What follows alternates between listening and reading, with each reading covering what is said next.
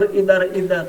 Coba teriak, berseru lebih kencang lagi, dan itu menyebabkan mereka kemudian menoreh-noreh tubuhnya dengan pisau keluar darah, tapi tetap ya api tidak turun dari langit.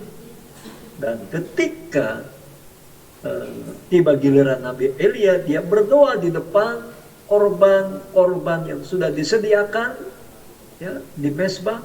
Saat itu setelah amin, maka kemudian ya turunlah api dari langit. Itu yang saudara bisa lihat ya dalam 1 Raja-Raja 18 ayat 20 sampai 46. Dan ketika ya, api dari langit menyambar korban-korban itu, coba lihat saudara-saudara apa yang terjadi. Apa reaksi umat Israel? Menarik sekali, kita coba lihat dalam 1 Raja-Raja 18 ayat yang ke-39.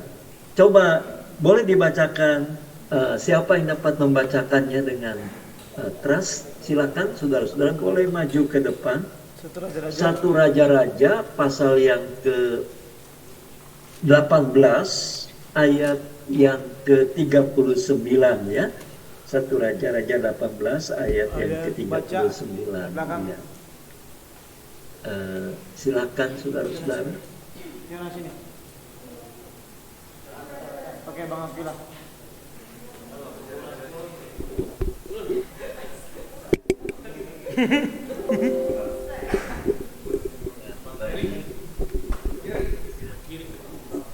Tes. 1 Raja-Raja pasal 18 ayat 39. Ketika seluruh rakyat melihat kejadian itu, sujudlah mereka serta berkata, Tuhan, dialah Allah, Tuhan, dialah Allah.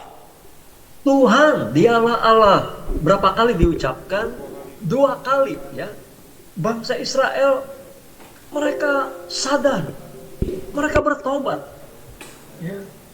Ketika mereka melihat kejadian itu, ternyata ya, yang berkuasa bukan Dewa Baal, tapi Yahweh. Sehingga mereka mengatakan tadi, Tuhan. Nah ini Tuhannya dengan huruf besar semua. Berarti Yahweh. Yahweh, ialah Allah. Nah Allah itu tadi telah kita lihat dari kata El atau Elohim ya dalam bahasa aslinya. Jadi Yahweh ialah Allah yang sesungguhnya. Jadi Allah yang sesungguhnya adalah Allah, bukan Baal, tetapi Yahweh, Tuhan ya. Jadi saudara-saudara, kalau kita lihat sekarang ini, nama Allah kan dikenal juga ya, bukan saja di kalangan dunia Kristen, tapi di luar kekristenan juga orang menggunakan kata Allah. Itu kata yang umum ya. Tapi ya saudara-saudara, kita melihat bahwa di dalam kekristenan ya, Allah yang sesungguhnya Allah itu siapa? Nah, Allah yang sesungguhnya adalah Allah itu adalah Tuhan ya. Tuhan yang kita kenal di dalam Kristus ya. Jadi saudara-saudara, menarik ya kalau di dalam Perjanjian Lama kata Tuhan ya, Yahweh tadi itu dalam Septuaginta. Nah, masih ingat saudara-saudara apa itu Septuaginta? Septuaginta itu adalah terjemahan Alkitab Perjanjian Lama dari bahasa Ibrani ke dalam bahasa Yunani ya. Nah, di dalam Septuaginta kata Yahweh tadi diterjemahkan dengan kurios. Nah, kalau saudara lihat Perjanjian Baru, kurios itu adalah sebutan untuk Yesus Kristus, Tuhan. Makanya kita katakan Tuhan Yesus Kristus ya. Jadi kita ya memiliki Allah. Allah yang kita sembah itu adalah Allah yang kita kenal di dalam Kristus. Dialah Tuhan ya, Tuhan Yesus Kristus. Nah, jadi itu yang terjadi ya, ketika Nabi Elia ya mengadakan mujizat di mana api turun dari langit. Di sanalah sebenarnya dibuktikan secara faktual ya bahwa Allah yang sesungguhnya siapa? Bukan Baal yang harus disembah, tapi Yahweh, Tuhan. Ya, dialah El yang sesungguhnya. Ya, nah jadi saudara-saudara kita melihat di sini ya perbedaan yang sangat tajam sekali antara iman Israel dengan kepercayaan agama-agama politeisme yang ada di sekeliling Israel. Ya, nah jadi Mazmur 19 ayat 2 tadi dengan jelas hendak menyaksikan kemuliaan dan keagungan Allah. Jadi sekali lagi bukan langit atau apapun juga yang ada dalam alam semesta ini yang harus disembah, melainkan hanya Tuhan Yahweh sajalah sebagai satu-satunya Allah yang berkuasa dan yang berdaulat mutlak atas segala kuasa atau ilah-ilah yang lain. Nah, jadi menarik juga sekarang saudara-saudara untuk kita melihat lebih jauh bahwa kita penting untuk juga menggarisbawahi, menandaskan bahwa perjanjian lama sebenarnya tidak menyangkal ya saudara-saudara, tidak menolak adanya ilah-ilah atau kuasa-kuasa lainnya yang ada di dunia ini. Tetapi perjanjian lama juga mau menyaksikan bahwa hanya Yahweh sajalah satu-satunya yang berkuasa mutlak di atas segala-galanya. Ya.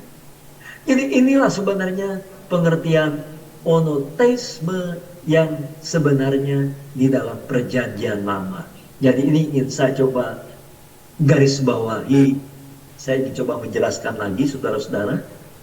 Perjanjian lama, bahkan juga nanti juga kita lihat perjanjian baru, tidak menyangkal adanya ilah-ilah atau kuasa-kuasa lainnya di dunia.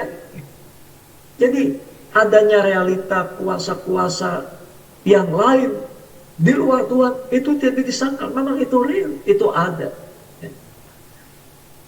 Ya, seperti misalnya saudara-saudara, kalau saya bertanya kepada saudara, kalau saudara pernah dengar tuyul ya, tahu tuyul ya saudara-saudara. Nah, saudara-saudara, kalau saya bertanya kepada saudara-saudara, saudara percaya nggak ada tuyul? Percaya nggak bahwa tuyul itu ada? Ya, ada yang mau menjawab?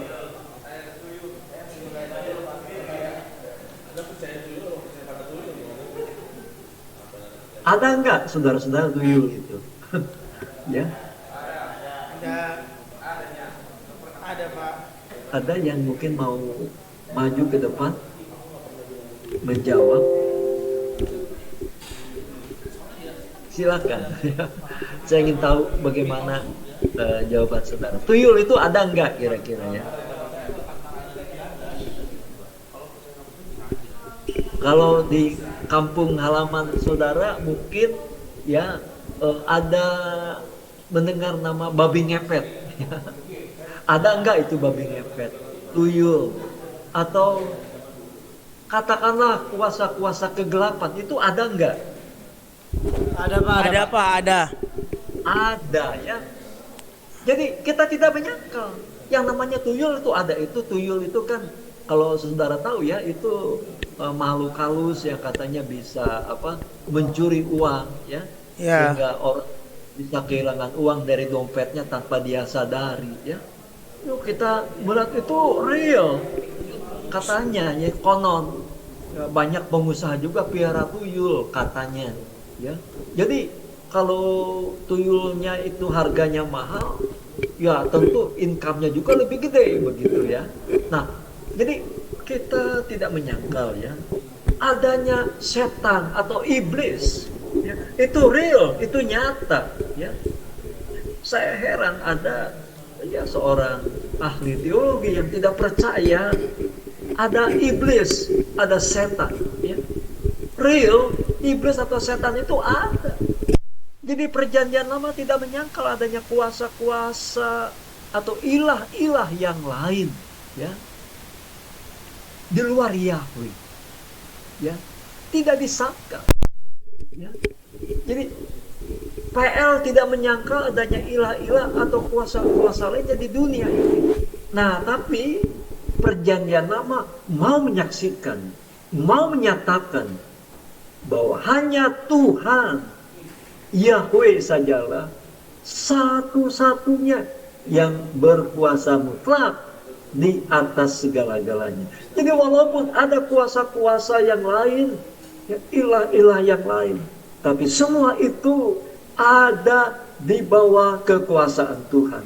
Tunduk dan takluk di bawah otoritas Tuhan Yahweh, ya. Nah, jadi disinilah sebenarnya tadi saya katakan ini monoteisme yang sebenarnya di dalam perjanjian lama. Maksudnya begini, saudara-saudara, kalau kita berbicara monoteisme, coba apa itu pengertian monoteisme? Monoteisme itu kan dari kata mono, ya, artinya menyembah hanya kepada satu Tuhan. Nah, jadi di sini kadang-kadang kita terpaku, ya, kepada numeri, kepada bilangan, kepada angka. Monoteisme artinya satu Tuhan, ya, begitu. Tapi pengertian perjanjian lama sebenarnya, ya, telah kita lihat tadi bahwa perjanjian lama tidak menyangkal bahwa ada, ya, ilah-ilah yang lain. Ada kuasa-kuasa yang lain, kuasa-kuasa iblis, kuasa kegelapan atau kuasa demonis, ya, dan lain-lain, ya. Tapi walaupun ada, ya, ratusan, ribuan, bahkan jutaan ilah-ilah yang lain, tapi, ya, hanya Yahweh sajalah satu-satunya, ya, Yahweh sajalah satu-satunya yang berkuasa mutlak, yang berdaulat penuh atas semua ilah-ilah tadi. Nah, jadi ini pengertian monoteisme di dalam perjanjian lama. Bukan sekedar mengacu kepada angka, hanya ada satu, ya. Mungkin lebih dari satu ilah ada, tapi Yahweh sajalah satu-satunya Tuhan yang berkuasa penuh atas semua ilah-ilah tadi. Jadi ini pengertian monoteisme di dalam perjanjian lama. Jadi kalau nanti ada pertanyaan, coba jelaskan pengertian monoteisme di dalam perjanjian lama. Saya harap saudara bisa menjelaskan, ya, bahwa di dalam perjanjian lama tidak disangkal adanya ilah-ilah yang lain. Tapi perjanjian lama mengakui, ya, mau memproklamirkan bahwa hanya Yahweh satu-satunya yang berkuasa di atas segala-galanya. Jadi itulah pengertian monoteisme di dalam perjanjian lama. Nah, ini sebenarnya selaras juga dengan apa yang kita lihat di dalam perjanjian baru, ya.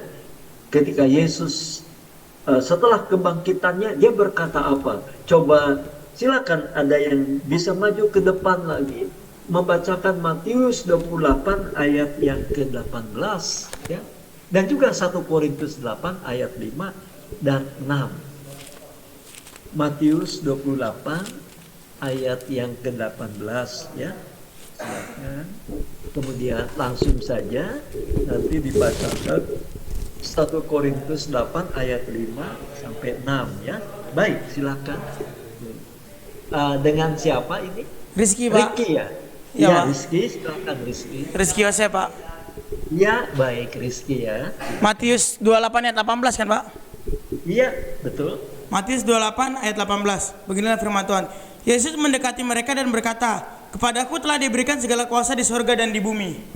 Nah, kepadaku telah diberikan segala kuasa baik di surga maupun di bumi. Jadi yang berkuasa baik di surga atau di bumi siapa?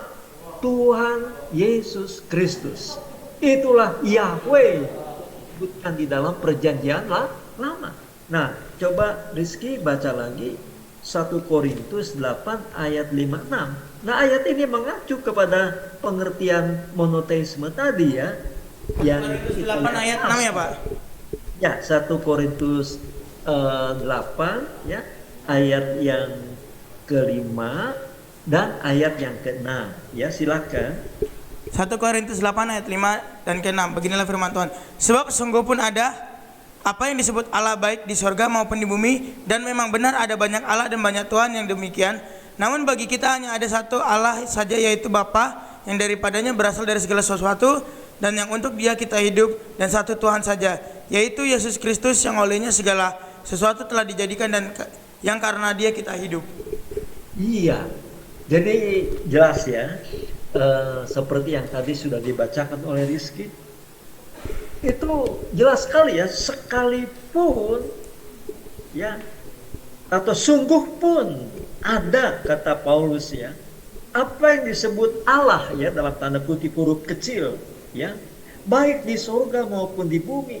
Dan memang benar ada banyak Allah dan banyak Tuhan yang demikian.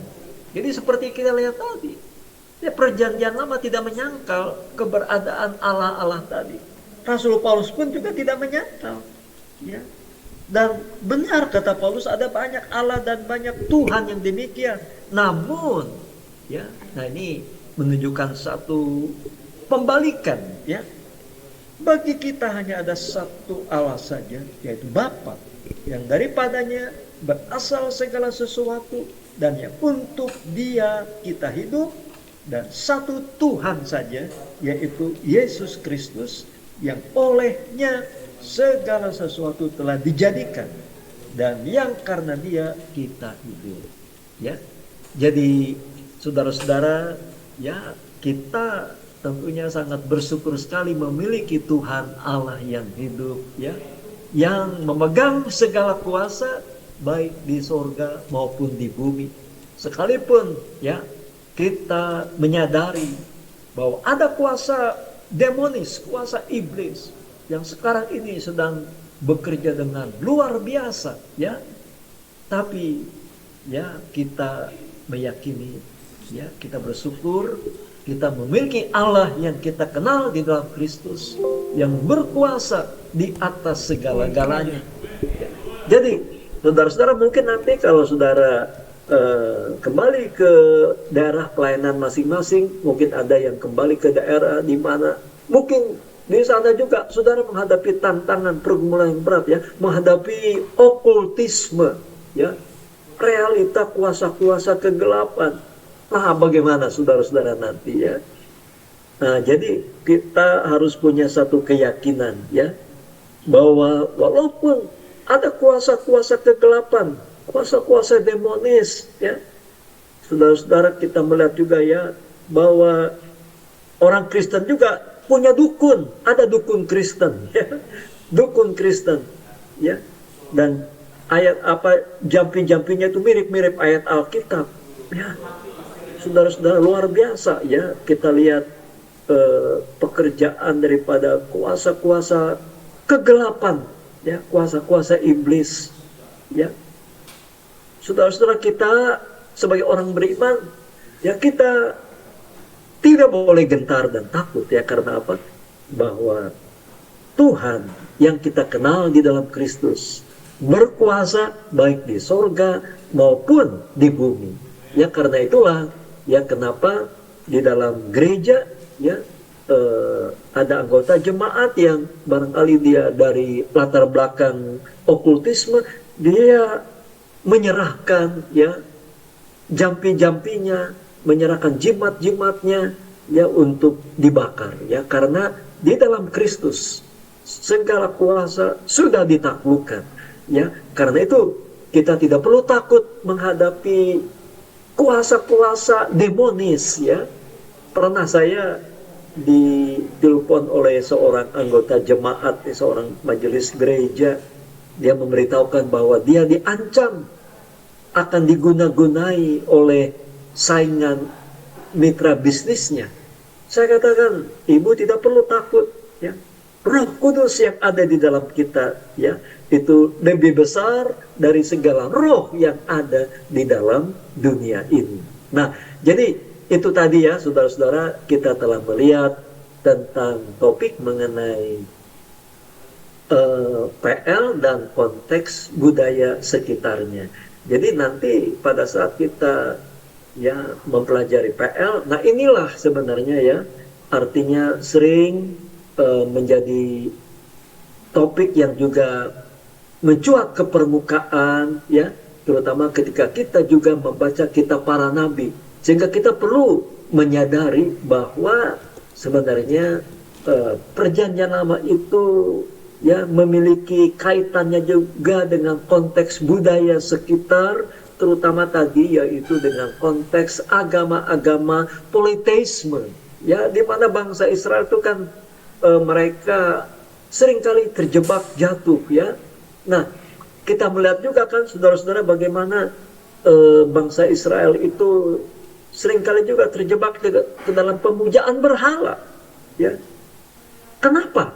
Karena mereka melihat bangsa-bangsa yang ada di sekelilingnya,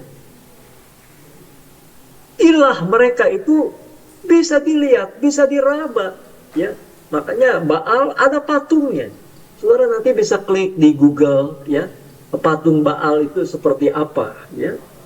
Nah, jadi karena itu bangsa Israel, ya, sempat juga, ya, mereka tergoda untuk mencoba menggambarkan Allah itu, supaya Allah itu sama seperti yang disembah oleh bangsa-bangsa sekeliling mereka bisa dilihat. Ya, kita lihat bagaimana Harun kan membuat patung lembu emas, ya, sehingga Harun telah melanggar ya firman Tuhan, ya. Dan bagaimana juga bangsa Israel, ya,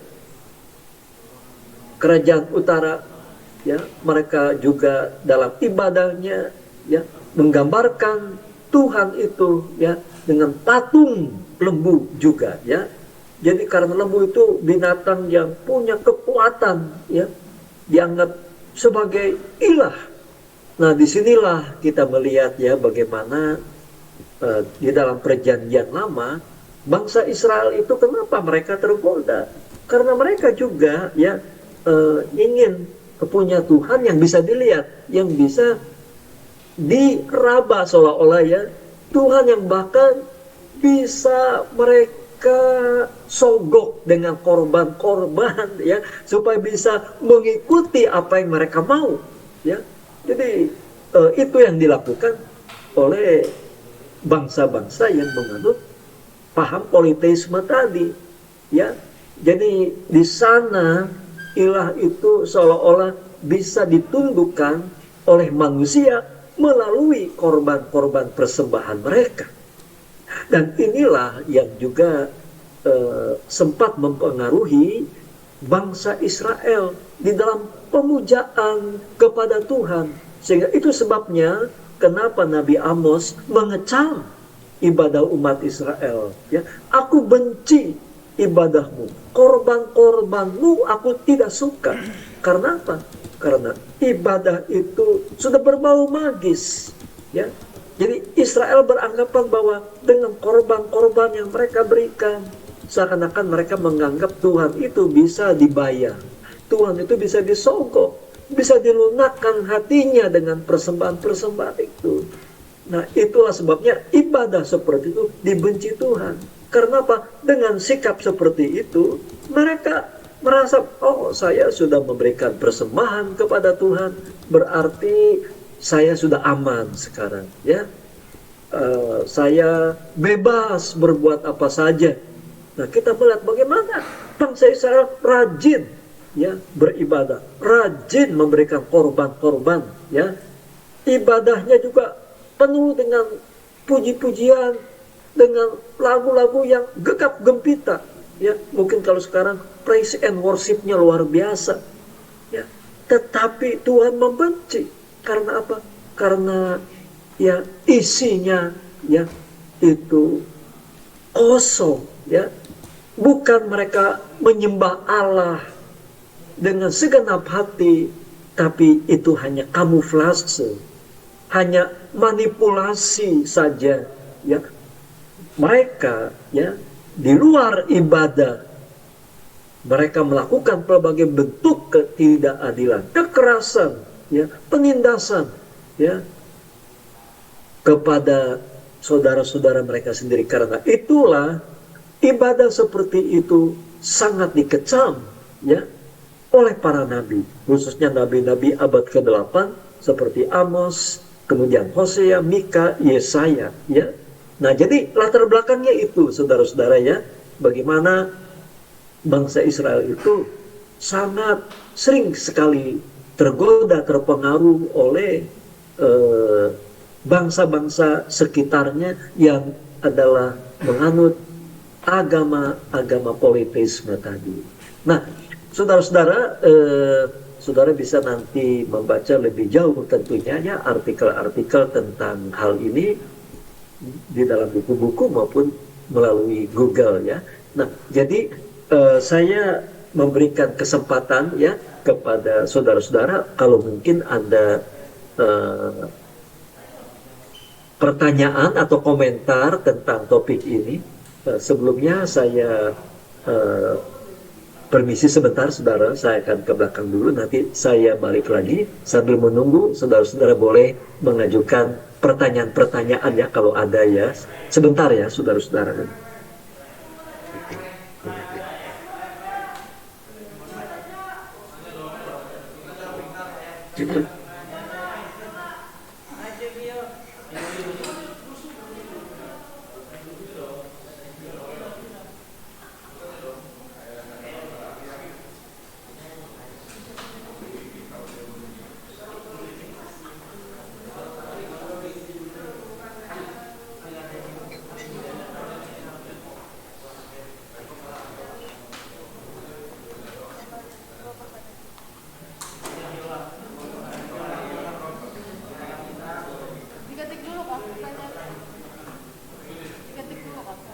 Enggak, nanti tunggu bapaknya lagi kuis ya.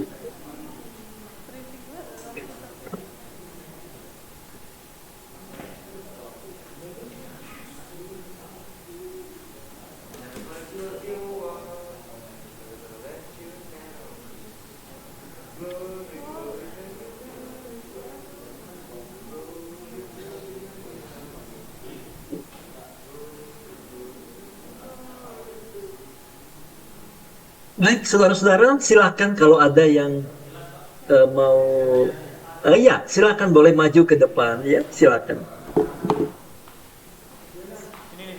Iya, Di sini ya, di sini. Shalom Pak. dengan siapa ini? Fiona Pak. Yona, ya, Fiona. silakan. Pak. Fiona, ya. Iya.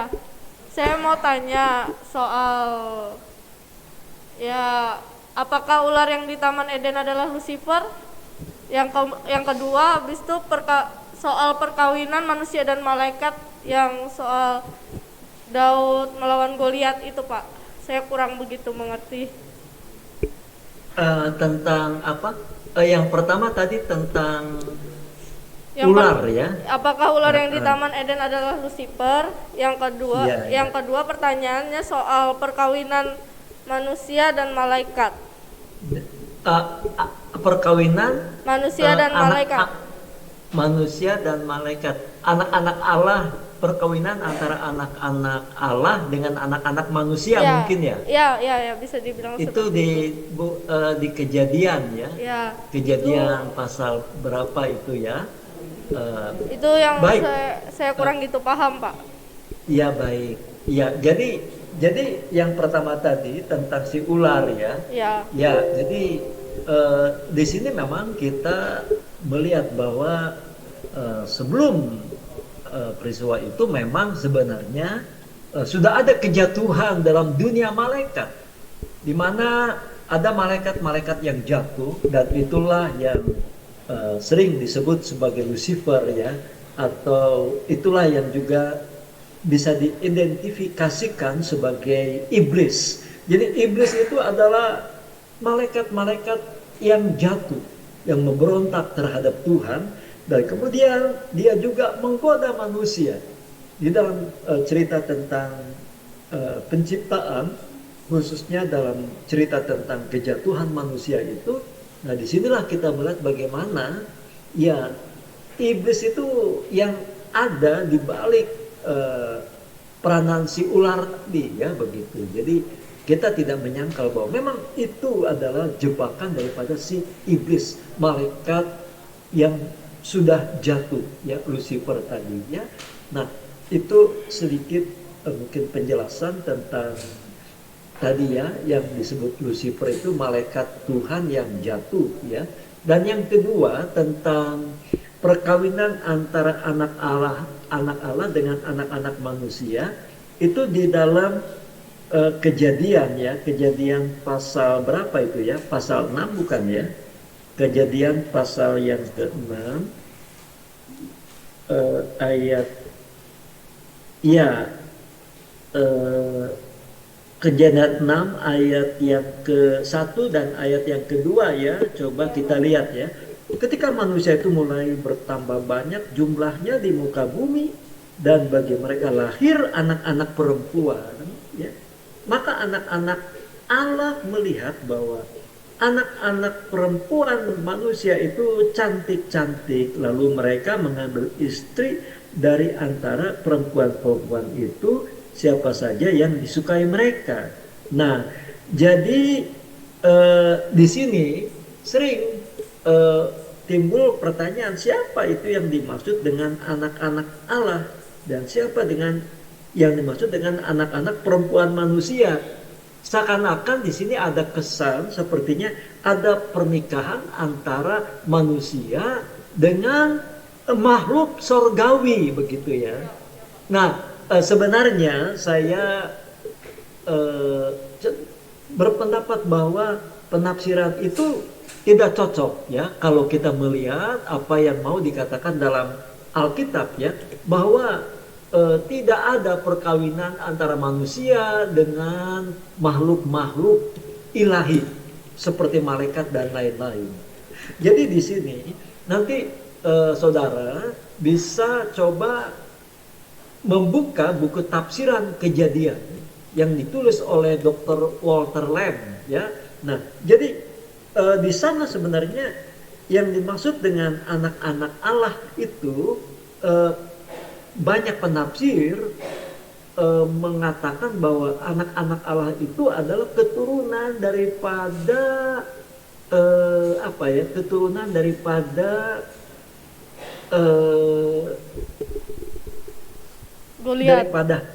Goliat. Habil ya, keturunan daripada Habil, orang yang baik ya.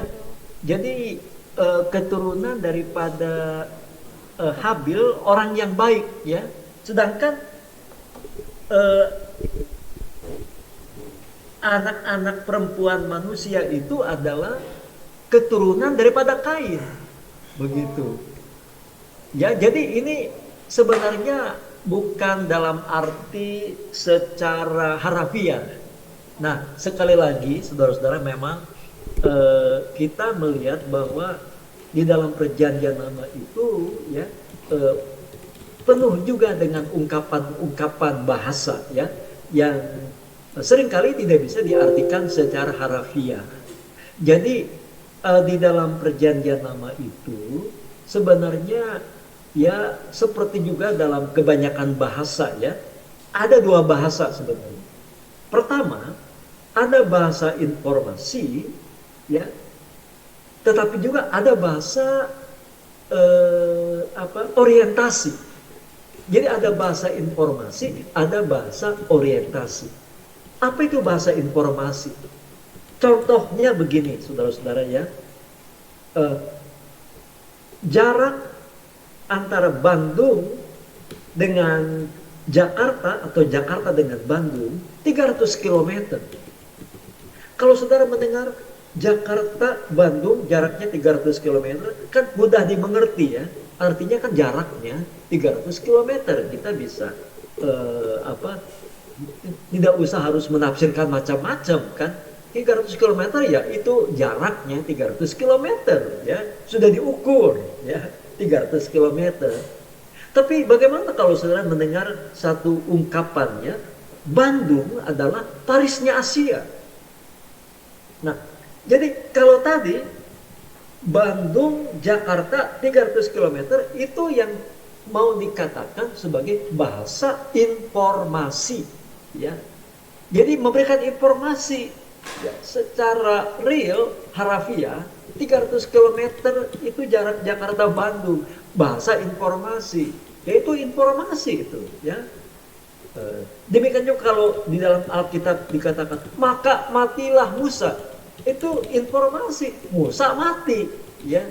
Tapi kalau tadi saya berikan contoh ya, Bandung adalah Parisnya Asia. Mungkin saudara pernah dengar ya sebutan itu ya, sudah lama sebenarnya ya sebutan itu ya, Bandung adalah Parisnya Asia. Mungkin kita berpikir apa pula ini maksudnya, loh kenapa dikatakan Bandung Parisnya Asia? Nah ini bukan bahasa informasi, ini yang disebut dengan bahasa orientasi. Jadi ya kalau pakai bahasa informasi susah kan. Paris itu ada di mana? Paris itu adanya di Prancis. Nah, bagaimana kok Bandung bisa disebut Parisnya Asia? Saudara sudah bisa menangkap tentunya ya, kenapa Bandung disebut Parisnya Asia? Ya, mungkin saudara akan tahu bahwa kota Paris yang ada di Prancis itu ya, wah sangat indah sekali ya. Di sana ada Menara Eiffel ya, ada museum terbesar di dunia ya, indah sekali kotanya ya. Kalau saya juga sempat melihat di sana tuh banyak dengan patung-patung, jadi bangunan-bangunan itu penuh dengan ukiran-ukiran yang sangat menarik ya, sangat fantastis ya, sangat indah sekali kotanya ya, terkenal itu Paris ya. Nah Bandung disebut Parisnya Asia. Bukan berarti bahwa kota Paris yang ada di Prancis itu, yang ada di Eropa, sekarang pindah ke Jawa Barat. Kan tidak begitu. Ya.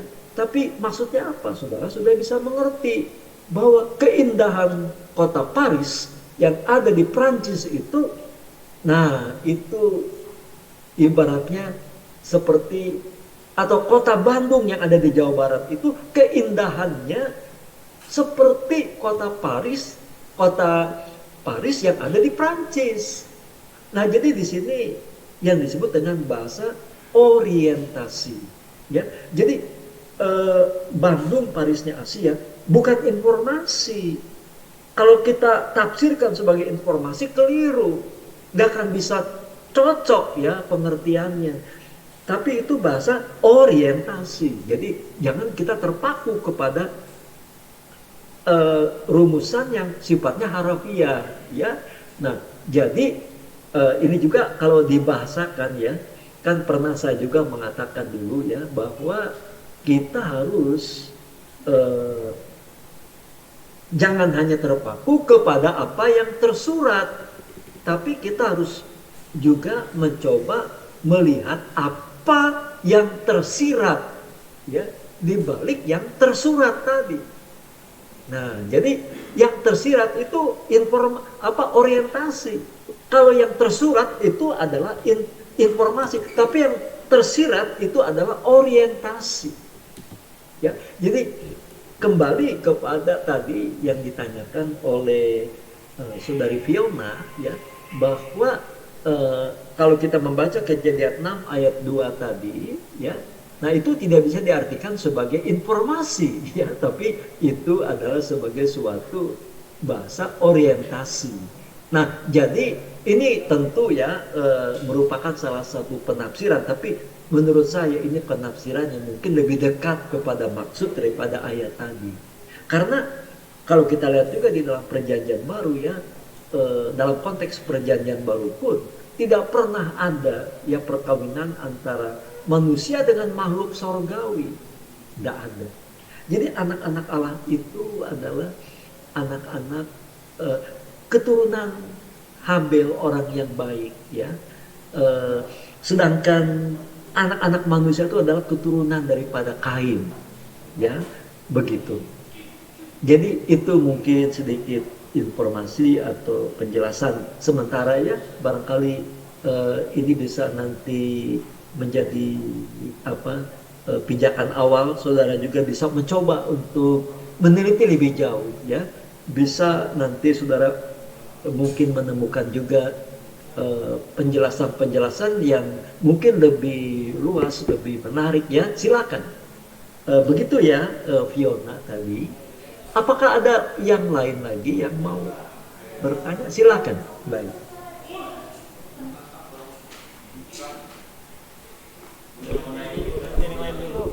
Sebentar, satu lagi.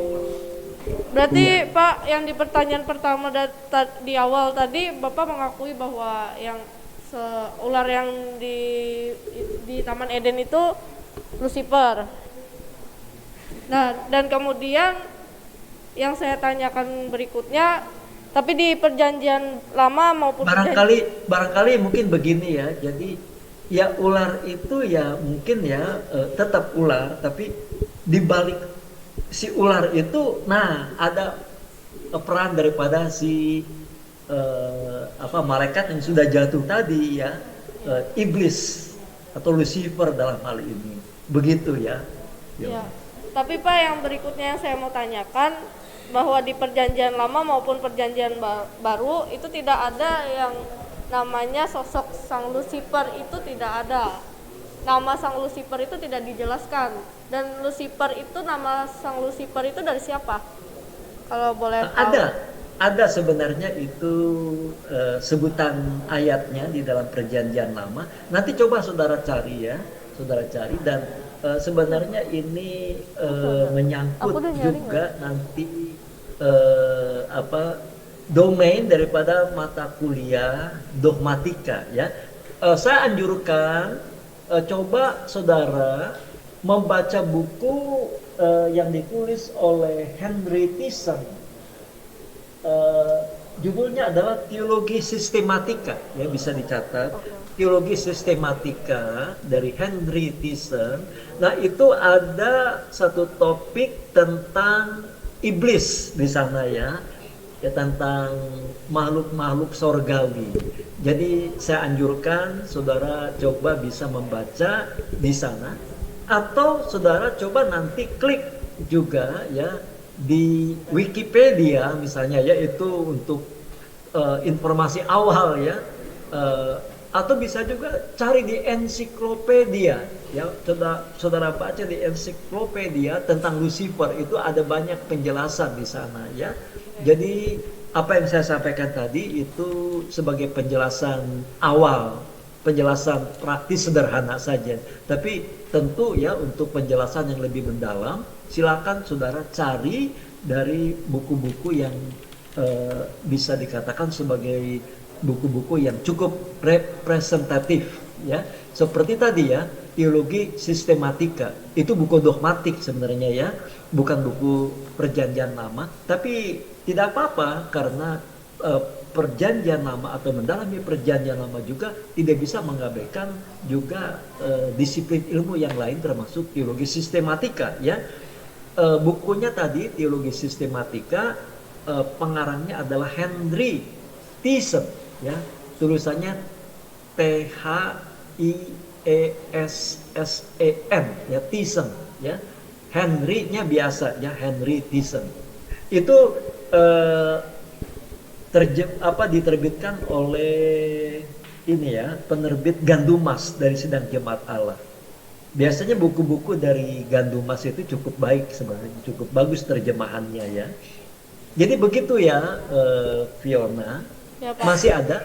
Tidak ada, Pak. Terima kasih. Iya, ya, baik Fiona. Silakan berikutnya. Ya, dengan siapa ini? Aquila, Pak. Aquila. Ya, bagaimana Aquila? Saya cuma bukan bertanya sih Pak, lebih saya kemarin baca-baca kejadian juga kan di pasal 6 itu tentang anak-anak Allah dan anak-anak manusia. Jadi bingung gitu Pak, maksudnya apa itu anak-anak Allah dan manusia, anak-anak Allah dan juga manusia. Nah terus saya nggak tahu kok bisa kebuka ayat ini juga Pak, tentang ini Pak, di dalam Injil Yohanes pasal 1 ayat yang ke-12 Pak. Iya. Di situ bilang, tetapi semua orang yang menerimanya diberi kuasa supaya menjadi anak-anak Allah, yaitu mereka yang percaya dalam namanya. Iya. Nah, jadi saya berpikir bahwa penyebutan anak-anak Allah di dalam Kejadian pun bukan hanya berorientasi pada makhluk-makhluk surgawi atau apapun itu Pak, tapi orang-orang yang berbuat baik, orang-orang yang takut akan Tuhan dari keturunan Set itu merupakan anak-anak Allah gitu Pak, karena mereka merupakan keturunan dari orang-orang yang takut akan Tuhan, dan mereka masih ada alurnya gitu Pak, orang-orang yang takut akan Tuhan gitu Pak. Jadi mereka disebut dengan anak-anak Allah gitu Pak. Ya, saya setuju. Bahkan tadi memang lebih tepat disebut anak-anak Allah itu keturunan Set, ya, keturunan Set. Dan Set itu adalah orang yang baik, ya. Nah, jadi di dalam Injil Yohanes, ya. Nah, jadi sebutan anak-anak Allah itu, nah itu juga punya satu konotasi tersendiri, ya. Artinya ya bisa mengacu kepada keturunan orang baik, tapi di sini lebih dalam lagi, yaitu bahwa setelah kita percaya kepada Yesus, maka kita itu diadopsi seolah-olah, ya, sebagai anak-anak Allah. Jadi bukan anak Allah, kalau anak Allah tunggal itu adalah Yesus. Tapi orang-orang yang percaya kepada Yesus itu disebut anak-anak Allah. Jadi kita ini manusia berdosa, tapi kita sekarang diadopsi seolah-olah, ya, oleh karena pengorbanan Yesus, sehingga kita dijadikan anak-anak Allah, ya, secara rohani. Jadi betul apa yang tadi disampaikan oleh Aquila, ya, oleh Aquila. Jadi kalau yang tadi yang pertama-tama kan masih sama dengan pertanyaan Fiona, ya, tentang tentang Lucifer juga, ya, pertanyaannya Aquila tadi. Jadi itu nanti coba dibaca di buku itu, ya, Teologi Sistematika, ya, yang ditulis oleh Henry Thyssen, itu ada topik khusus tentang hal itu. Apakah Aquila ada lagi yang mau disampaikan atau ditanyakan? Cukup aja Pak. Baik. Iya. Terima kasih Pak. Silakan. Sama-sama, baik. Ada yang lain lagi, saudara-saudara? Ada itu. Kalau baik, silakan maju ke depan. Baik. Serius lah. Oh, udah. Silakan, boleh. Ya. Shalom Pak. Iya, shalom. Dengan siapa ini? Irna Pak. Irma. Irna Pak. Iya. Oh, Irna, ya. Iya. Bagaimana Irna? Silakan. Saya mau bertanya Pak tentang firman tentang Saul, Raja Saul yang terdapat di 1 Samuel 28. Saya ingin bertanya Pak, di mana di ayat itu dikatakan bahwa Saul meminta petunjuk dari seorang penyihir tentang ingin memanggil arwah Samuel. Apakah yang menemui Saul itu benar-benar arwah Samuel atau setan iblis yang sedang menyamar Pak? Seperti itu.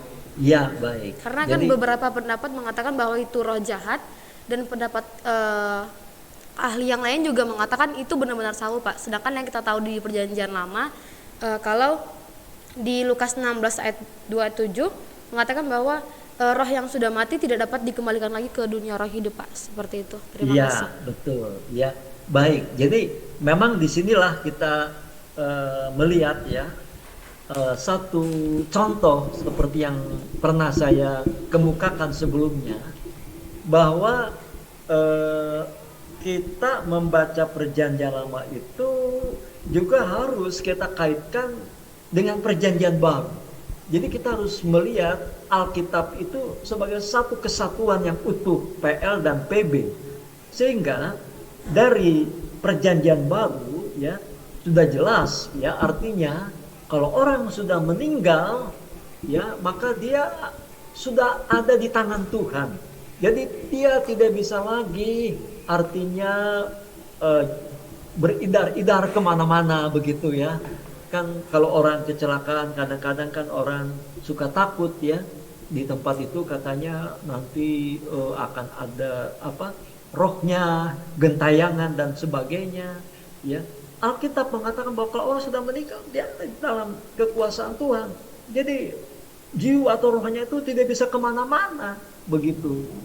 Jadi kalau dikatakan dalam Perjanjian Lama tadi 1 Samuel 28 tentang Saul yang sudah undur dari Tuhan dan dia meminta pertolongan, meminta petunjuk bukan kepada Tuhan tapi kepada seorang dukun ya di Endor ya, maka ketika dikatakan roh Samuel muncul ya, banyak penafsir melihat bahwa ya berdasarkan konteks tadi ya, apakah mungkin itu roh Samuel yang asli benar-benar datang? Saya kira tidak seperti itu ya. Jadi itu ya bisa artinya merupakan juga ya apa ya, kan iblis itu seperti dikatakan dalam Perjanjian Baru ya bisa menyerupai apa, bisa menyerupai seperti makhluk terang begitu ya. Jadi iblis itu bisa berkamuflase ya.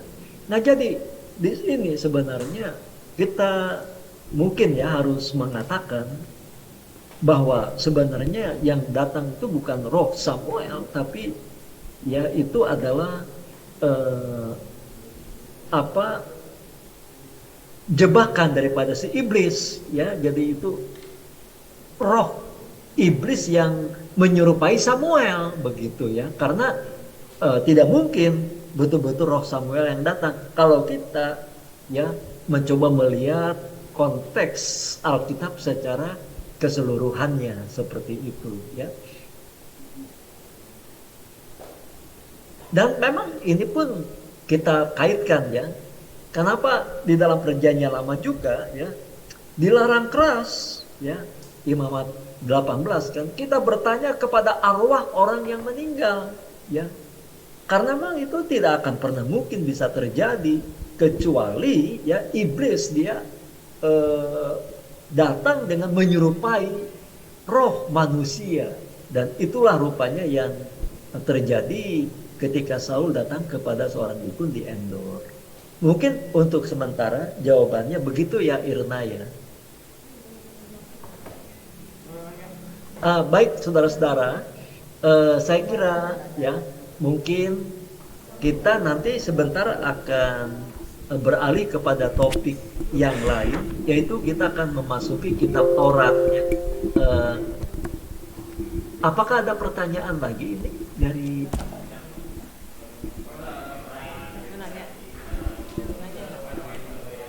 Halo, shalom Pak. masih ada? Silakan. Shalom Pak, Ya. suaranya aman Pak? Iya. Oke. Ini Aquila ya? Bukan Pak, Oh, Efraim Pak, Efraim. Efraim Pak. ya. Baik.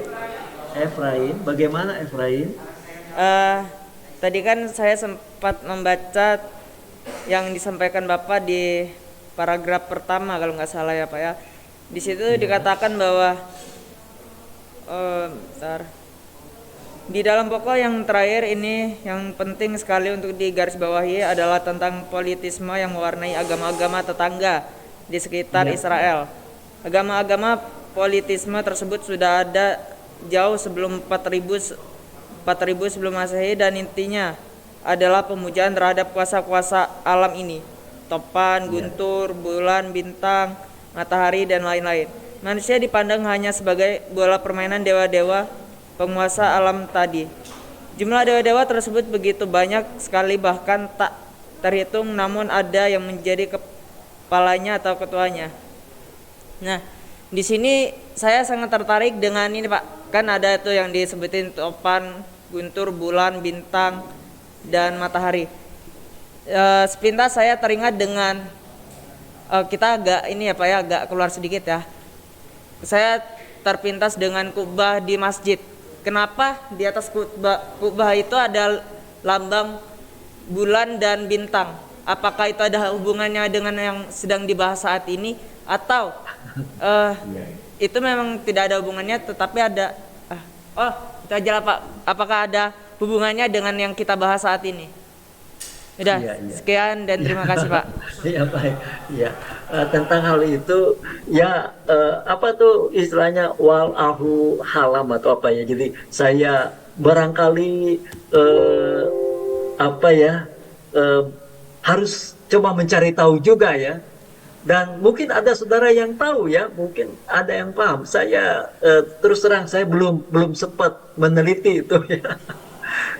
Tapi baik juga ditanyakan itu ya. Coba nanti ini menjadi apa ya? Saya akan coba juga nanti teliti ya. Gambar apa di atas masjid itu bintang dengan apa tadi? Ya, nanti akan saya coba teliti lagi ya. Tapi ada yang tahu, barangkali silakan kalau ada yang tahu ya. Barangkali mungkin ada yang dari background Muslim ya. Tapi kalau tidak ada, nanti kita akan saya akan coba selidiki lagi ya. Jadi saya belum bisa memberikan jawaban sekarang ya, Efraim ya. Nanti mungkin dalam kesempatan mendatang saya coba teliti. Tapi saya senang tadi pertanyaan Efraim dikaitkan langsung dengan materi yang telah saya berikan ya. Begitu ya Efraim. Jadi saya belum bisa jawab sekarang. Nanti menyusul lah ya. Kita coba. Dan saudara-saudara juga boleh, termasuk Efraim, coba cari tahu ya. Bagaimana kira-kira itu maksudnya penjelasannya. Nah baik saudara-saudara. Mungkin kita break dulu saja. Berapa menit ya? 10 menit ya.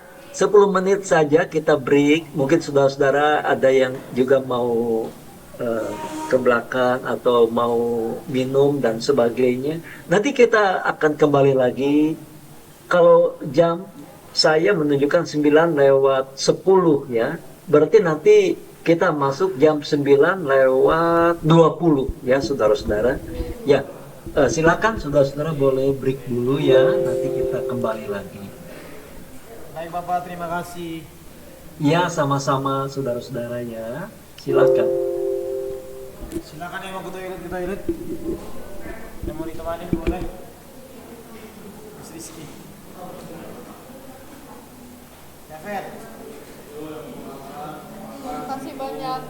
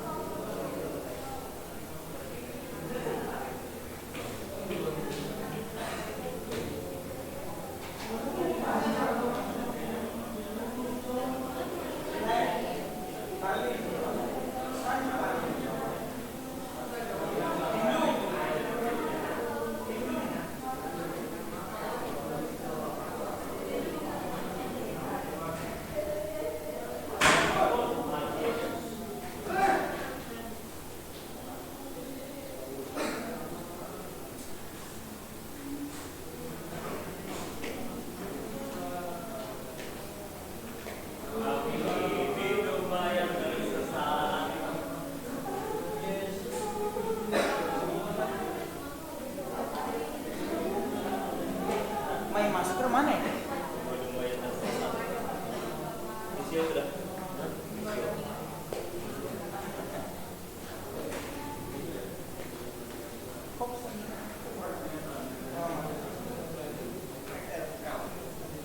Iya, ini XL gede banget. XL gede banget.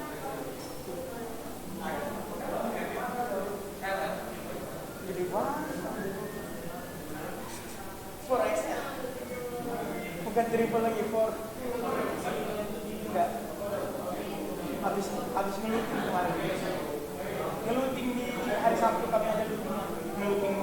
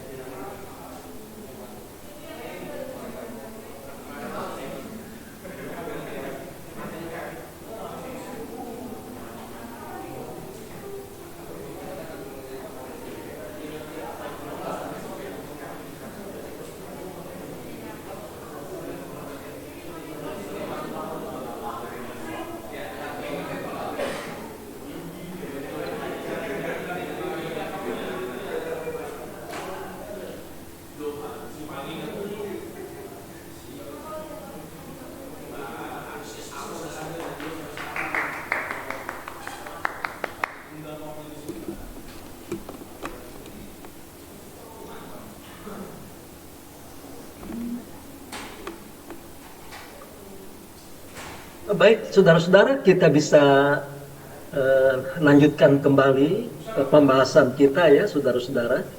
Jadi sekarang kita akan mencoba untuk mendalami tentang kitab Taurat yang biasa juga disebut sebagai Pentateuch ya.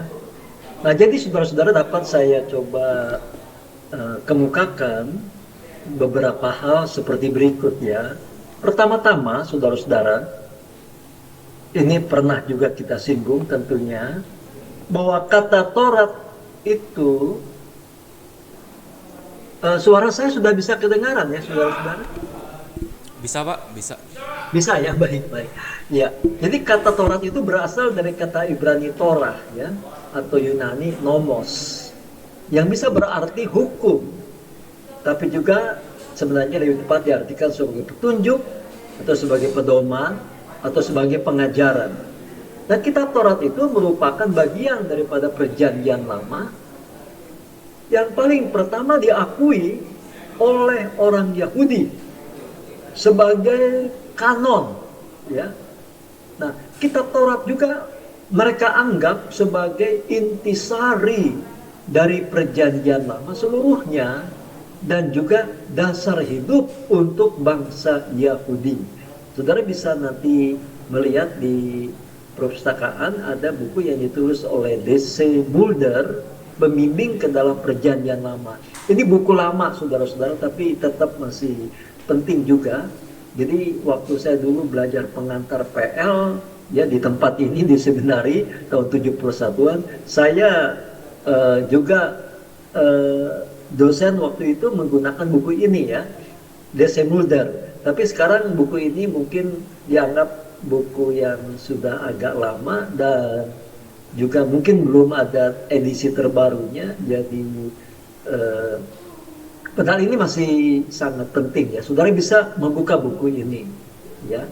Dan juga sekaligus ya, pada waktu minggu yang lalu itu ada pertanyaan, sebenarnya itu menyangkut soal bagaimana penulisan perjanjian lama ya. Nah, itu saudara-saudara sudah tentunya membaca juga buku dari Lasor ya yang sudah saya tugaskan. Saya kira ada juga di sana tentang penulisan PL ya. Juga sebenarnya di dalam buku Mulder ini juga itu cukup banyak ya, artinya penjelasannya kepada soal masalah penulisan juga ya, kitab PL dan juga bagian-bagian yang ada di dalamnya. Nah, jadi saudara-saudara, kitab Taurat itu dianggap juga sebagai intisari dari perjanjian lama seluruhnya dan juga dasar hidup untuk bangsa Yahudi. Menurut Lasor, kitab Taurat memang dianggap sebagai bagian terpenting dari kanon Ibrani yang wibawa dan kesuciannya jauh melebihi kitab nabi-nabi atau kitab-kitab lainnya. Yaitu bisa dilihat dari buku Lasor ya, pengantar PL 1 halaman 93. Nah, jadi saudara-saudara, saya kebetulan pada waktu tahun 96 yang lalu ketika ada undangan dari Dewan Gereja Sedunia bersama-sama dengan dosen-dosen PL yang lain, waktu itu kami datang ke Belanda ya, dan kami mengikuti seminar ya yang diselenggarakan oleh Dewan Gereja Sedunia, sebenarnya menyangkut tentang hubungan antara Yahudi dan Kristen. Jadi waktu itu seluruh narasumbernya adalah rabi-rabi Yahudi ya. Jadi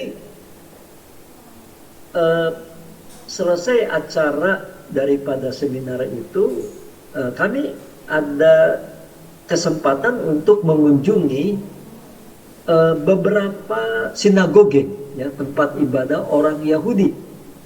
Jadi yang menarik ketika saya menghadiri ibadah di sinagoge itu, maka ada satu momen di mana di belakang mimbar itu ada semacam pintu, ya, ada semacam jendela begitu ya, dibuka pintunya dan itu tersimpan gulungan kitab-kitab perjanjian lama, dan gulungan kitab Taurat itu kemudian diambil, dan kemudian gulungan kitab Taurat itu dipikul oleh beberapa orang dan diarak ke tengah-tengah jemaat yang hadir. Nah, setiap jemaat ya, mereka itu mencium gulungan kitab Taurat tadi ya. Kalau tidak, mereka juga ya sekedar memegang ya kitab Taurat tadi, gulungan kitab Taurat tadi.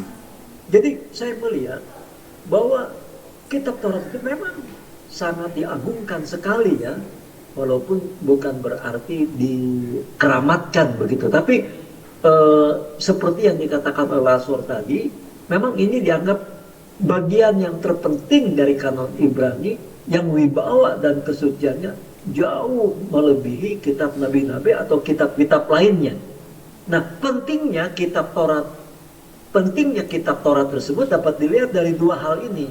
Yang pertama, kitab Taurat itu hendak memperlihatkan ya tentang asal mula munculnya atau lahirnya bangsa Israel, bahkan juga sebenarnya tentang asal usul seluruh umat manusia ya. Makanya ada cerita tentang penciptaan ya dalam kitab Kejadian pertama ya, kedua dan juga ketiga. Yang kedua, kitab Taurat itu mengandung hukum-hukum atau petunjuk-petunjuk untuk kehidupan bangsa Israel, khususnya dalam bidang keagamaan ya. Nah, jadi saudara-saudara, di dalam hal ini saya tugaskan saudara untuk coba ya membaca. Ini ada satu artikel yang menarik dari buku yang ditulis oleh Herbert Wolf, Pengenalan Pentateuch ya. Saya kurang tahu apakah buku ini ada di perpustakaan ya. Nanti coba tolong dicek ya. Nanti Gaby bisa bantu ngecek ya, apakah buku ini ada atau tidak. Seandainya kata tidak ada, nanti saya akan scan bagian yang tertulis di halaman 1923. Saudara coba membaca ya, cukup membaca, dan mungkin nanti pada pertemuan mendatang kita akan coba sedikit ulas ya, mungkin dengan sedikit tanya jawab ya. Nah, jadi ini cukup dibaca saja ya saudara-saudara, tapi juga saudara tentunya ya membaca sambil membuat catatan-catatan juga dari buku ini ya saudara-saudara. Nah, kita akan melihat ya sekarang tentang isinya. Kelima kitab yang pertama dalam PL ini yaitu Kejadian, Keluaran, Imamat, Bilangan, dan Ulangan sebenarnya merupakan suatu kesatuan dari rentetan karya penyelamatan Allah yang kelak akan mencapai penggenapannya atau puncaknya di dalam kedatangan Kristus sebagai Mesias yang dinanti-nantikan dalam perjanjian lama. Di dalam kitab Taurat inilah hendak diperlihatkan mengapa Israel dipilih sebagai umat Tuhan dan bagaimana pemilihan tersebut dilaksanakan di dalam perjalanan sejarah yang mereka lalui. Pemilihan Israel tersebut dilihat sebagai sudah punya latar belakangnya di dalam penciptaan dunia serta umat manusia, di mana manusia kemudian jatuh ke dalam dosa yang mengakibatkan hubungannya dengan Tuhan dan sesama menjadi rusak ya. Sebenarnya itu yang diungkapkan dalam Kejadian 1 sampai 11. Hal inilah yang menjadi titik tolak tindakan penyelamatan Tuhan terhadap dunia ini.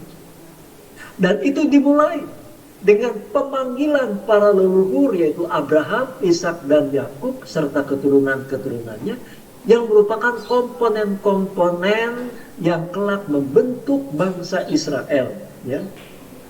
Itu yang ditunjukkan dalam Kejadian 12 sampai 50, ya.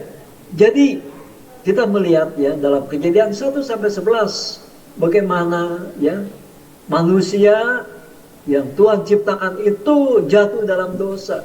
Dan semakin lama dosa itu semakin mencapai puncaknya. Yang kita lihat terutama puncaknya adalah dalam kesombongan manusia, sebagaimana yang diperlihatkan dalam cerita tentang pembangunan Menara Babel, ya. Nah, jadi Kejadian pasal 11 diakhiri dengan satu kisah yang tragis, bagaimana umat manusia ya akhirnya terpecah belah, terbagi-bagi ya atas berbagai bangsa ya. Jadi terjadi perpecahan bangsa-bangsa, perpecahan umat manusia. Itu yang merupakan ending daripada Kejadian pasal yang ke-11 ya. Nah, hal inilah yang ditolak tindakan penyelamatan Tuhan terhadap dunia ini. Jadi ya akhir dari Kejadian 11 kita melihat bagaimana ya manusia seakan-akan sudah dalam keadaan terpuruk, ya, terpecah belah. Tapi ini merupakan awal daripada tindakan Tuhan untuk melakukan karya penyelamatan. Dan karya penyelamatan Tuhan itu, saudara-saudara, dimulai dengan Allah memanggil satu orang saja, yaitu Abraham. Ya, kita melihat di sini cara kerja Tuhan yang ajaib ya. Jadi untuk melaksanakan karyanya yang luar biasa untuk menyelamatkan manusia, ya, untuk membaharui hidup manusia, Allah memulai bukan dari hal yang besar, tapi dari hal yang kecil. Tuhan memanggil Abraham, ya, yang istrinya sebenarnya mandul, yaitu Sarai, ya. Nah, jadi itu yang diungkapkan dalam Kejadian 12 sampai 50.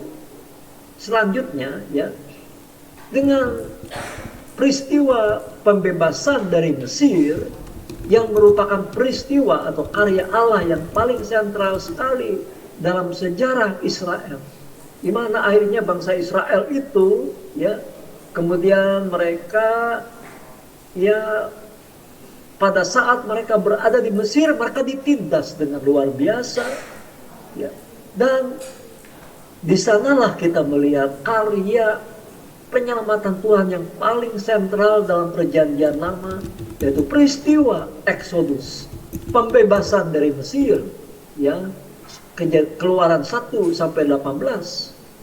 Ya. Jadi dengan peristiwa pembebasan dari Mesir itu, maka bangsa Israel sadar bahwa dirinya adalah umat pilihan Tuhan. Ya. Jadi konsep atau gagasan tentang pemilihan Israel di dalam Perjanjian Lama lahir dari satu peristiwa konkret, peristiwa yang sentral, pembebasan dari Mesir. Ya.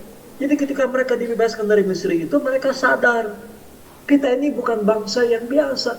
Bagaimana mungkin kita ini bangsa yang miskin, lemah, tidak berdaya, ya, jumlahnya kecil, tapi kok bisa kita lepas dari belenggu kekuasaan Mesir yang kekuatan militernya luar biasa. Ini pasti campur tangan Tuhan, dan kita ini adalah umat yang Tuhan telah pilih.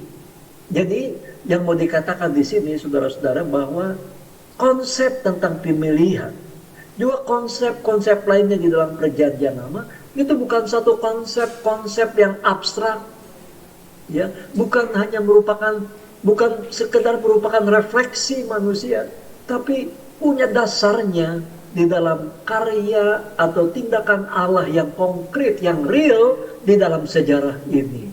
Ya, jadi dari peristiwa pembebasan Mesir itulah kemudian sebenarnya muncul konsep atau gagasan tentang pemilihan Israel sebagai umat pilihan Allah. Ya, nah, jadi saudara-saudara, pemilihan itu adalah merupakan satu tema yang juga penting di dalam kitab Taurat. Dan kalau kita melihat alur selanjutnya, pemilihan Israel tadi kemudian dikukuhkan ya, dengan Allah mengadakan satu perjanjian yang diadakan di Gunung Sinai. Nah, ini yang disebut dengan perjanjian Sinai, di mana ya dalam atau di Gunung Sinai itulah maka mereka menerima hukum Taurat, Dekalog, ya, Keluaran 20, yang merupakan prinsip-prinsip dasar bagi kehidupan mereka selanjutnya sebagai umat Tuhan, ya.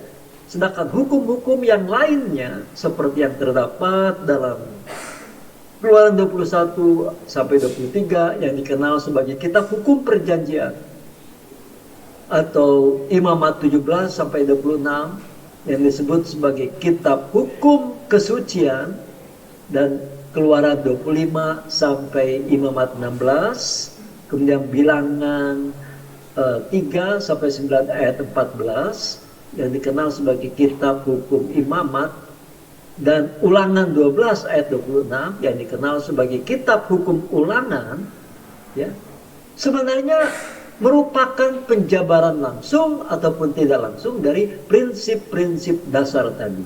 Jadi ibaratnya 10 hukum Taurat tadi semacam undang-undang dasar 45 ya kalau di negara kita.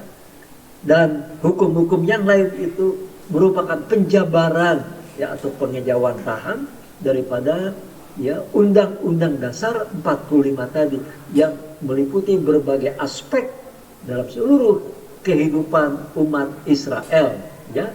Nah, jadi kita melihat kan bagaimana hukum-hukum itu sangat luas sekali ya, sangat detail diuraikan, meliputi berbagai aspek, ya.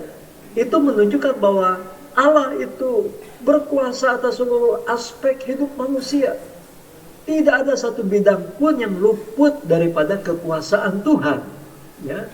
Nah, jadi itu yang tadi kita melihat ya, bagaimana ya Tuhan kemudian mengukuhkan pemilihannya dengan mengadakan perjanjian atau berit dalam bahasa Ibrani.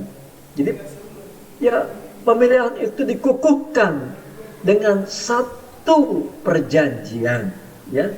Nah, di mana dalam perjanjian itu Tuhan memberikan 10 hukum Taurat sebagai petunjuk pedoman bagi umat Israel, ya. Nah, jadi sekaligus juga ya artinya bahwa hukum-hukum itu ya yang merupakan tadi ya perluasan atau penjabaran daripada 10 hukum Taurat itu sebenarnya juga ya itu mau menunjukkan bagaimana Tuhan mau memberikan petunjuk-petunjuknya kepada bangsa Israel dalam berbagai bidang kehidupan mereka, ya. Jadi akhirnya di dalam kitab Bilangan, khususnya Bilangan 9 ayat 15 sampai 22 ayat 1, hendak pula diperlihatkan semacam potret atau rekaman hidup umat Israel selama mereka mengembara di padang gurun, mulai dari Sinai hingga sampai ke perbatasan tanah Kanaan. Nah, di dalamnya nampak sekali pemberontakan umat terhadap Tuhan dan bagaimana Tuhan harus menghukum umatnya. Jadi hukuman Tuhan tersebut sebenarnya semata-mata adalah sebagai tindakan pedagogis, yaitu untuk mendidik dan mendisiplinkan umat sendiri. Nah, jadi saudara-saudara, ini ya kira-kira isi singkatnya daripada kitab Taurat tadi, ya. Nah, berikutnya kita akan coba untuk melihat poin B di sini.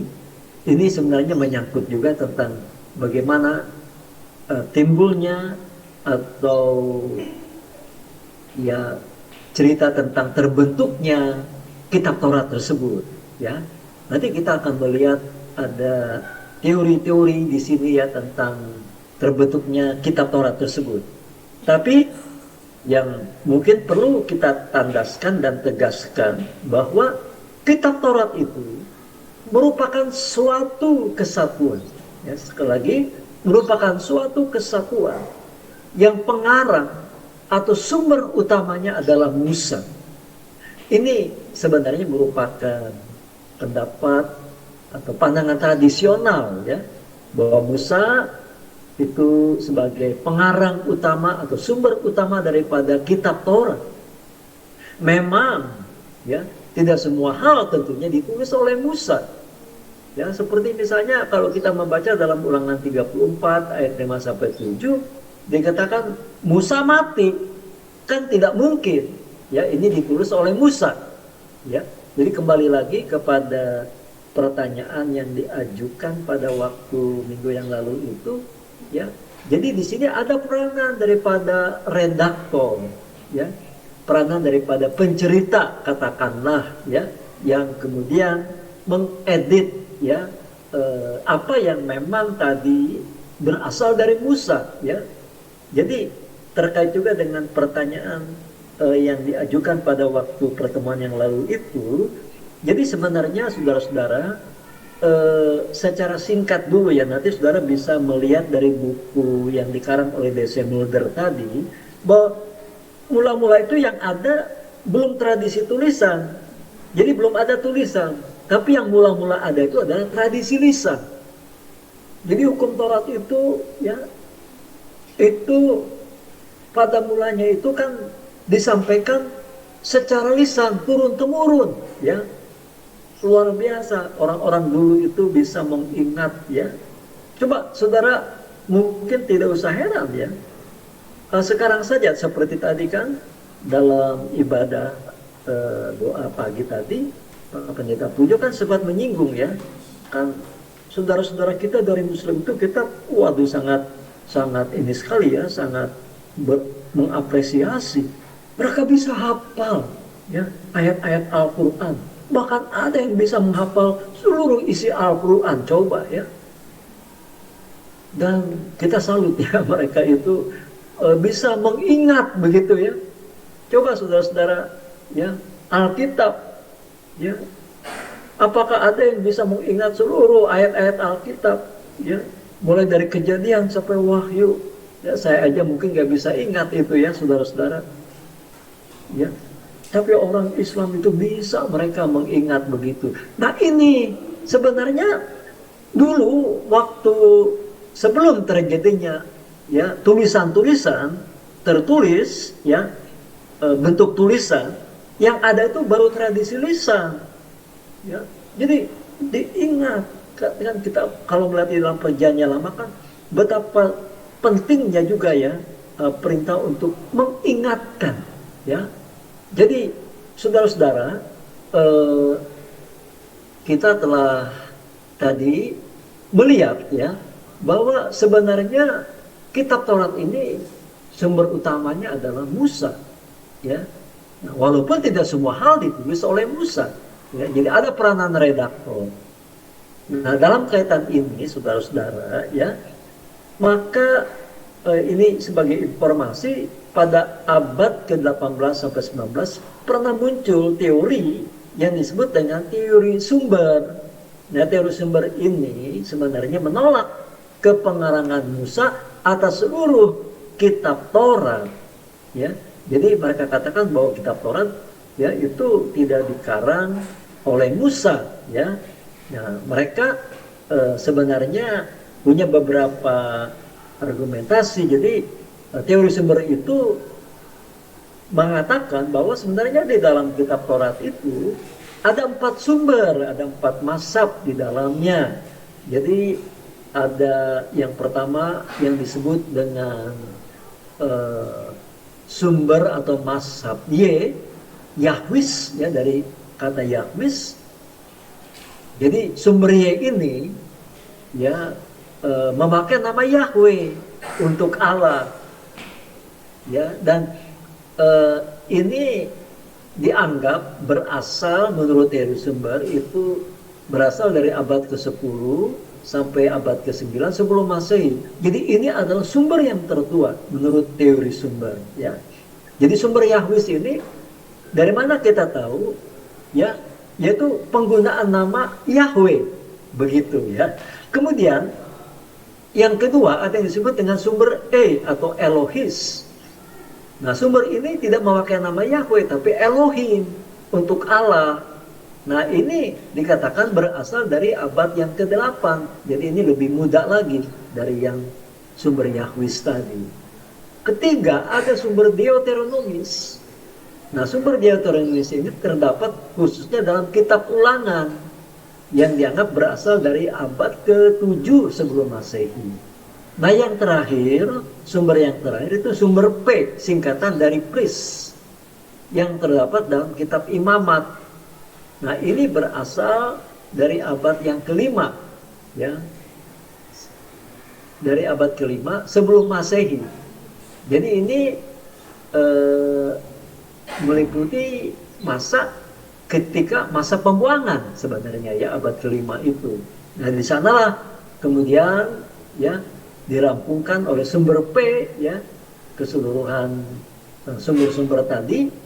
Nah, tentang teori sumber ini, saudara-saudara, saya anjurkan untuk membaca buku Barnabas Luji, ya, Pemahaman Dasar Perjanjian Lama, halaman 45 sampai dengan halaman yang ke-60, ya. Coba saudara lihat, ya, saudara baca juga.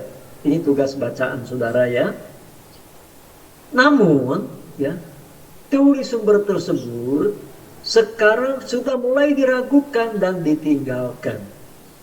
Teori tersebut sebenarnya membuat Alkitab, ya, menjadi semakin sulit dan rumit untuk dapat dimengerti dan dipahami, ya. Ya, dalam hal ini tentu kitab Taurat itu sendiri, ya.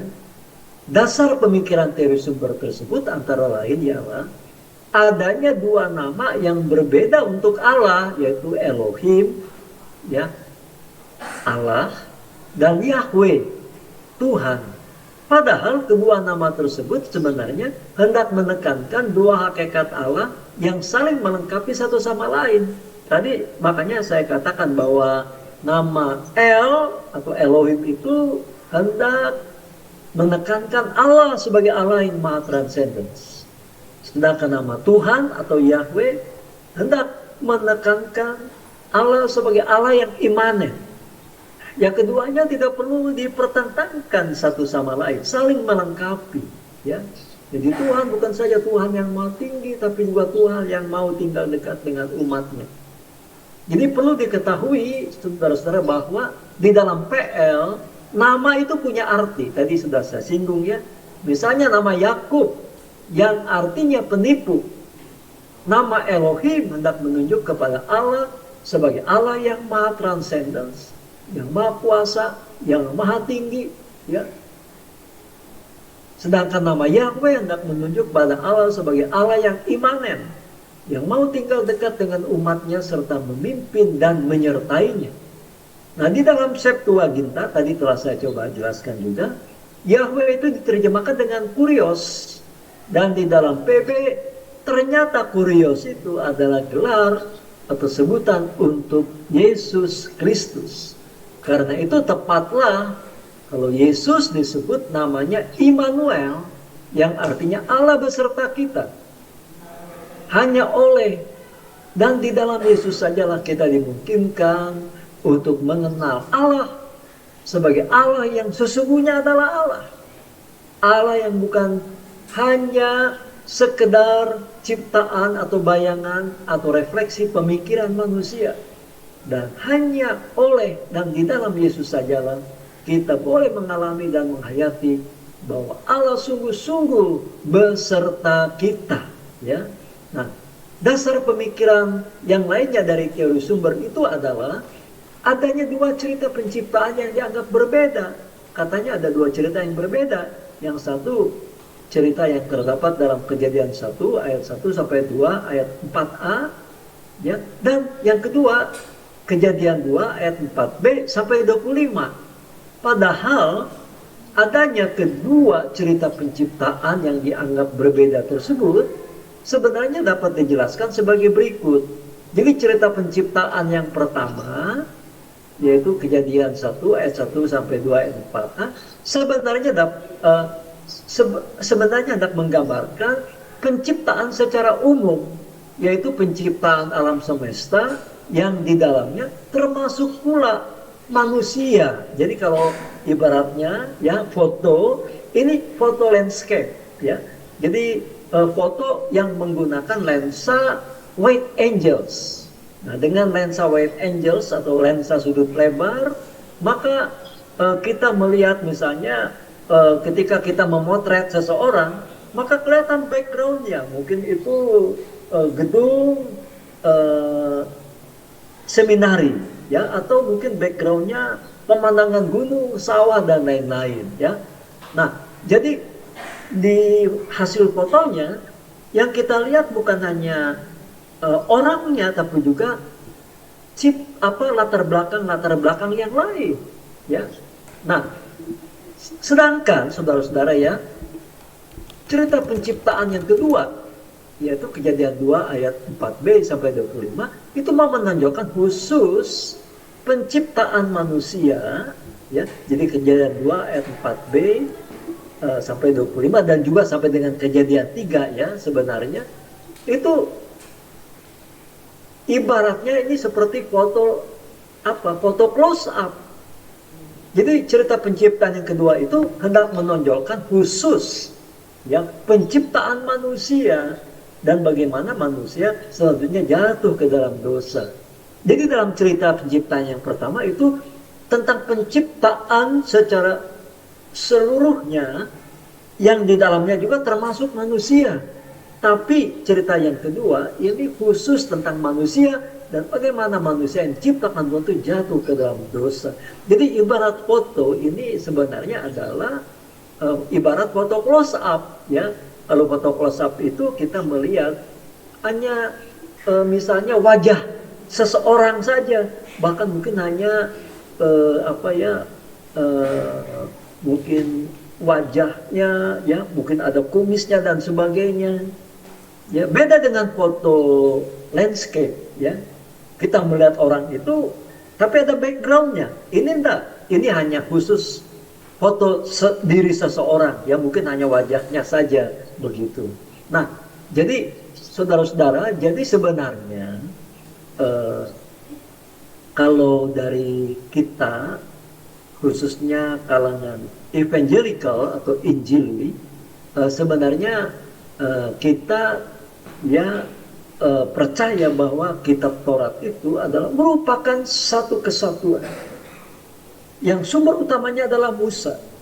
Memang tidak ditulis oleh Musa, tapi ada juga peranan redaktor, tapi sumber utamanya adalah Musa ya. Jadi saudara-saudara, nanti saudara coba membaca buku juga ya Dennis Green, Pembimbing pada Pengenalan PL, halaman 41 sampai 47, dan coba nanti jawab pertanyaan-pertanyaan berikut ya. Yaitu yang pertama, coba uraikan, jelaskan perkembangan kritikisme terhadap kitab Taurat atau Pentateuch ya. Ada itu diuraikan dalam buku Dennis Green. Yang kedua, apa saja dampak atau konsekuensi kalau teori sumber atau documentary hypothesis itu diterima. Jadi teori sumber itu suka juga disebut sebagai documentary hypothesis. Yang ketiga, bagaimana mengcounter ya, mematahkan pandangan teori sumber tersebut secara alkitabiah ya. Nah, jadi saudara-saudara, ini merupakan tugas bacaan buat saudara-saudara. Nah, saudara-saudara, mungkin sampai di sini dulu ya, karena kita sudah hampir habis waktunya. Nanti pada pertemuan besok kita akan lanjutkan poin C dan seterusnya. Nah, dalam waktu yang tersisa ini mungkin ada pertanyaan, ada komentar ya dari saudara-saudara. Saya persilakan ya, hanya mungkin ada waktu sekitar 5 menit barangkali ya. Kalau ada pertanyaan atau ada komentar, saya persilahkan ya kalau ada.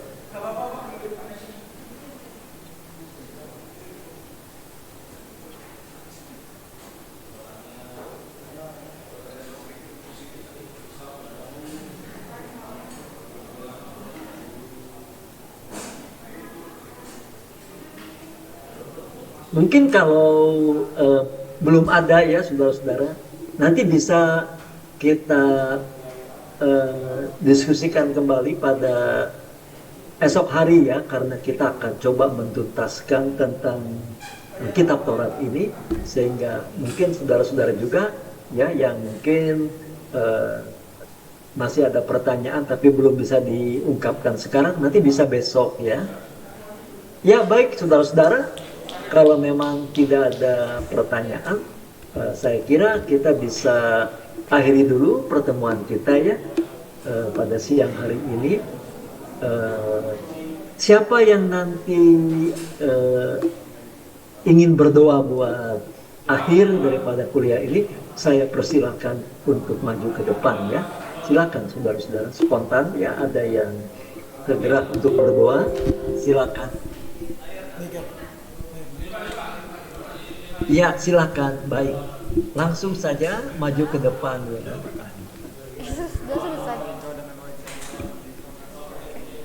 Sebelum kita mengakhiri pembelajaran kita, mari kita satukan hati kita berdoa. Terima kasih Bapak, terima kasih Yesus, terima kasih Roh Kudus buat kasih setiamu Tuhan, nafas kehidupan yang Kau berikan bagi kami Tuhan. Bapak, kami sudah selesai Bapak melaksanakan pembelajaran kami kuliah Tuhan Yesus. Biarlah Kau memberkati Bapak setiap materi yang masuk Bapak, biarlah Bapak masuk telinga kanan Bapak, tersimpan dalam hati pikiran kami Tuhan Yesus. Biarlah Bapak Engkau memberkati dosen kami juga Tuhan, apapun yang diharapkan, kesehatan Bapak, pergumulan keluarganya Engkau memberkati Tuhan Yesus. Jangan sampai Engkau melewatkan hamba-Mu ini Tuhan Yesus. Biarlah hikmat yang daripadamu itu turun atas hamba-Mu ini Tuhan Yesus, lebih berlipat ganda Bapak. Biarlah Bapak banyak jiwa diselamatkan oleh hamba-Mu ini Tuhan. Terima kasih Bapak. Sebentar kami akan melaksanakan aktivitas kami selanjutnya yang Engkau memberkati Bapak. Biarlah penyertaan-Mu itu Bapak sungguh sempurna bagi setiap kami Tuhan Yesus. Terima kasih Bapak, terima kasih Yesus. Haleluya, amin. Terima kasih buat doanya ya, dan saudara-saudara kita berpisah sementara sampai kita bertemu kembali pada besok pagi ya. Tuhan memberkati saudara-saudara semua ya, selamat melanjutkan aktivitas saudara-saudara, selamat siang. Tuhan menyertai. Kita berpisah dulu ya saudara-saudara. Selamat siang. Terima kasih Bapak, Tuhan Yesus memberkati. Ya, sama-sama, Tuhan memberkati.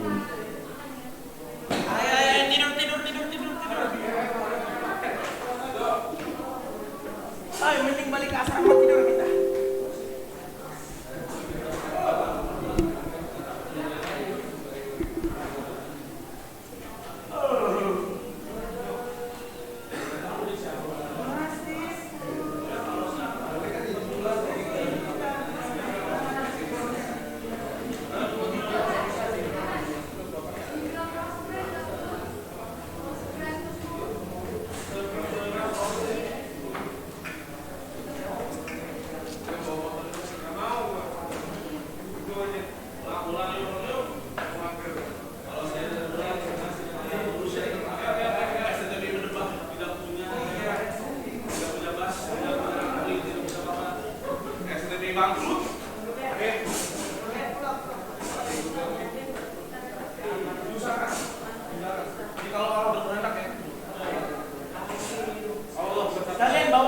Bawa bass besok, jadi ada gitar, ada bass.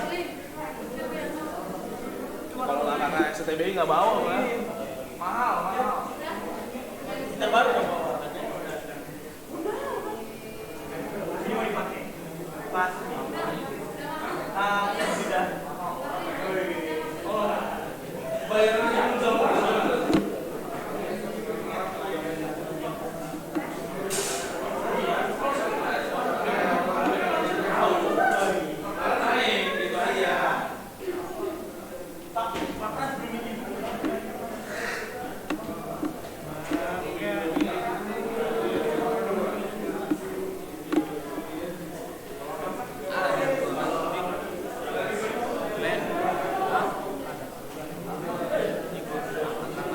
bersama walaupun pada titik tertentu ada perbedaan toh sampai detik ini masih oke lah gitu ya. Baik, sahabat RPK dimanapun berada, cukup banyak yang akan kita bincangkan pagi ini, tapi waktu juga yang harus memisahkan kita.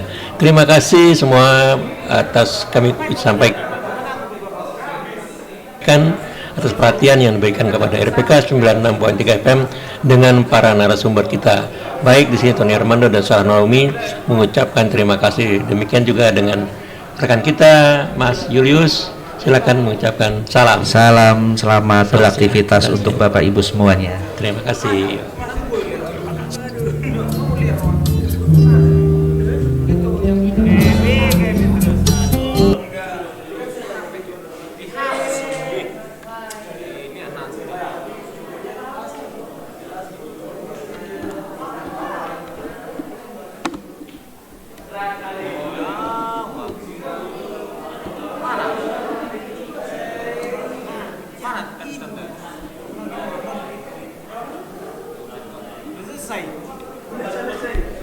Kami berkumpul. Sosiologi. Ingat sosiologi. Untuk Bang Repal sosiologi.